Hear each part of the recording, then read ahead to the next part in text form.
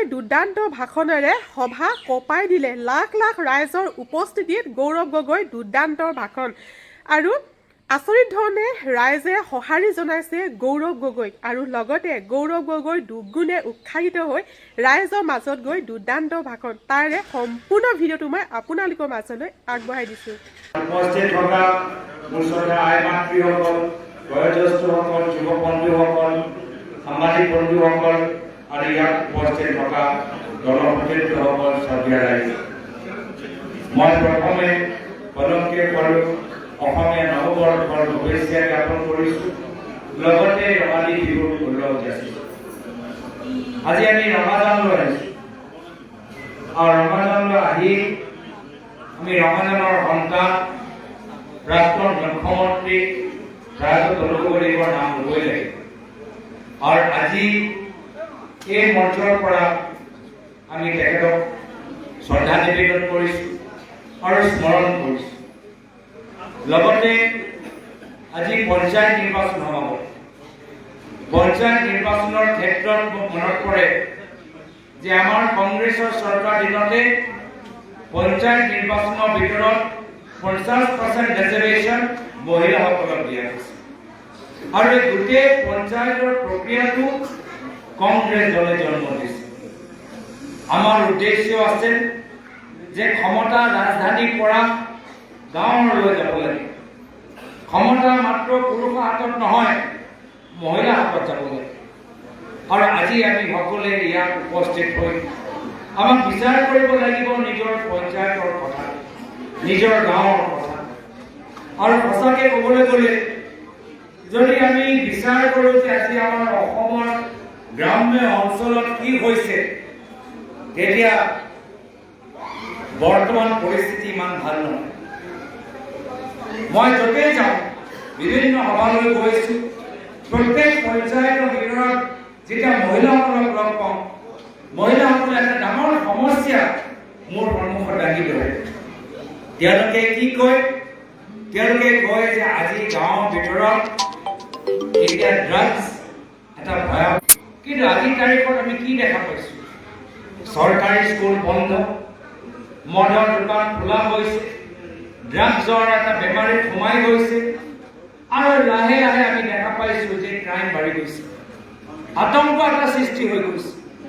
আৰু সেইকাৰণে আমাক বৰ্তমানৰ চৰকাৰৰ প্ৰশ্ন কৰিব লাগিব যে আপোনালোকৰ চৰকাৰ কেন্দ্ৰত প্ৰায় 10 বছৰ সম্পূৰ্ণ হ'ল, আপোনালোকৰ চৰকাৰ ৰাজ্যত প্ৰায় 9 বছৰ সম্পূৰ্ণ হ'ল, তথাপিও আজি গাঁও অঞ্চলত এনেধৰণৰ অৱস্থা কিয়? কিয় চৰকাৰী স্কুল বন্ধ কৰি আজি মদৰ দোকান খোলা গৈছে? কিয় আজি নিবনুৱা সমস্যা আগতকৈ আৰু বৃদ্ধি পাইছে? কিয় আৰু মূল্য বৃদ্ধিৰ সমস্যা আগতকৈ আৰু বৃদ্ধি হৈছে? আজি দুখ লাগে যেতিয়া আমি চৰকাৰৰ নেতৃত্বৰ ফালে চাওঁ। চৰকাৰৰ নেতৃত্বত থকা মন্ত্ৰীসকল আজি তেওঁলোকৰ মুখখনত হাঁহি, তেওঁলোকৰ ব্যৱহাৰত অহংকাৰ। আজি তেওঁলোকে গম পোৱা নাই যে গাঁৱৰ মানুহৰ কিমান এটা দূৰ অৱস্থা। তেওঁলোকে কি ভাবিছে? তেওঁলোকে ভাবিছে যে গাঁৱৰ মহিলাসকলক এবাৰ, দুবাৰ, তিনিবাৰ মিছা প্ৰতিশ্ৰুতি দি থাকিম আৰু গাঁৱৰ মহিলাসকলৰ আমি ভোট লৈ থাকিম। মনত নাই আজিৰ পৰা কিছুমাহ আগতে আপোনালোকক বিজেপি দলে কি কৈছে? কৈছিলে অসমৰ আইসকল ওলাই আহক, নাচি নাচি ওলাই আহক, গছ পুলি ৰোগ 10,000 টকা লৈ যাওক। হয়নে নহয়? আপোনালোকক কিমানে ইয়াত গছ পুলি ৰুলে? অলপ হাত দাঙি দিয়কচোন। আৰু 10,000 টকা কিমান পালে কওকচোন এতিয়া? নাই। মই অসমৰ ইমূৰ পৰা ইমূৰলৈ ঘূৰি আছো,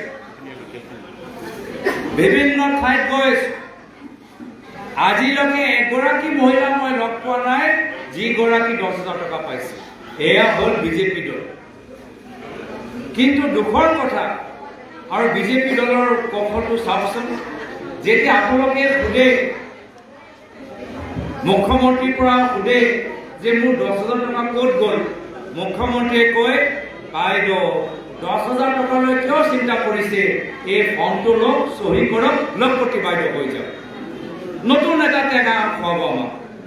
এতিয়া যোৱা বছৰ মোক মনত পৰে মোৰ নিজৰ লোকসভা নিৰ্বাচন বিভিন্ন ঠাইত গ'লো, প্ৰত্যেক নিৰ্বাচনৰ ভিতৰত পুৰুষে দেখা পাওঁ, মহিলা মোৰ সভাত নাথাকিলে, মহিলা মই নাপালোৱে।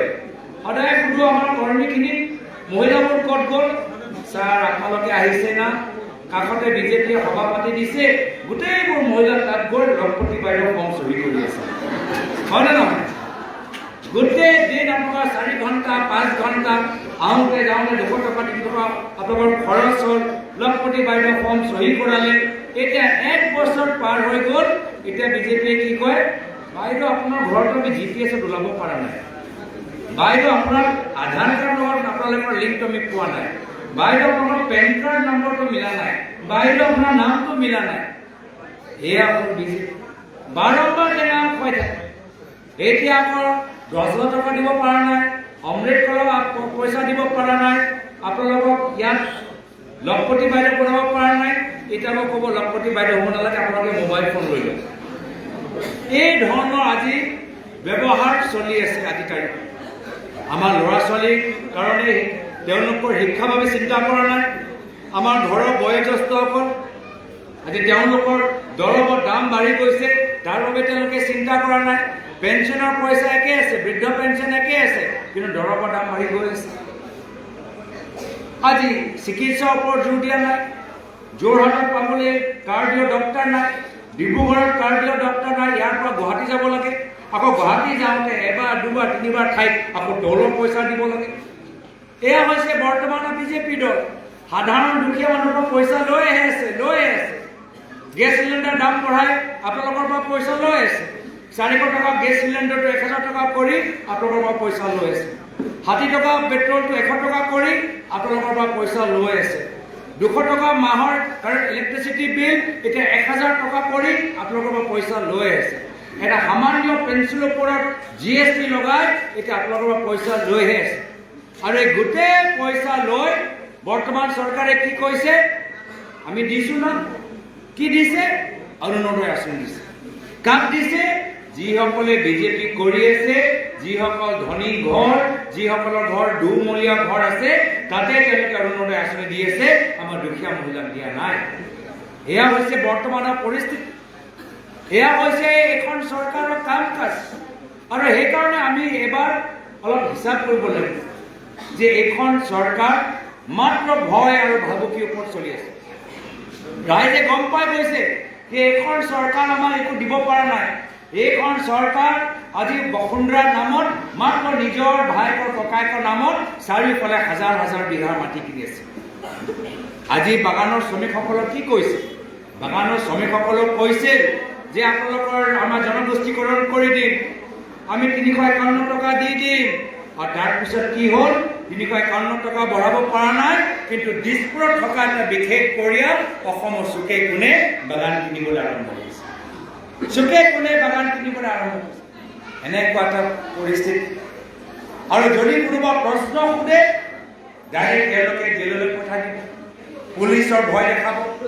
যদি এজন সাংবাদিকে এপেক্স বেংকৰ কেলেংকাৰী লৈ প্ৰশ্ন সোধে, মুখ্যমন্ত্ৰী ভাল নাপায়, মুখ্যমন্ত্ৰী তেওঁলোক জেললৈ পঠাই দিয়ে।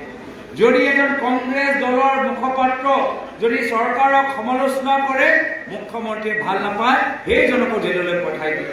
যদি এজন ইউনিভাৰ্চিটিৰ মালিক যদি কংগ্ৰেছৰ কাৰণে এটা ল'ৰা ছোৱালীৰ লগত মত বিনিময় সভা আয়োজন কৰে, সেইজনক জেললৈ পঠাই দিয়ে। যদি এজন অধিবক্তা বৰ্তমান চৰকাৰৰ নীতি সমালোচনা কৰে, সেই অধিবক্তাৰ ওপৰতো তেওঁলোকে কেছ জাপি দিয়ে। অদ্ভুত কথা যে মুখ্যমন্ত্ৰী হ'ব লাগে ৰাইজৰ সেৱক। মোৰ প্ৰয়াত পিতৃয়ে সদায় কয় যে আমি কংগ্ৰেছ দল, আমাৰ ৰাজনীতি মানে ৰাইজৰ সেৱা কৰা। কিন্তু বৰ্তমানৰ যিগৰাকী মুখ্যমন্ত্ৰী চকীত বহি আছে, আজি তেওঁলোকে নিজকে ৰজা ভাবে।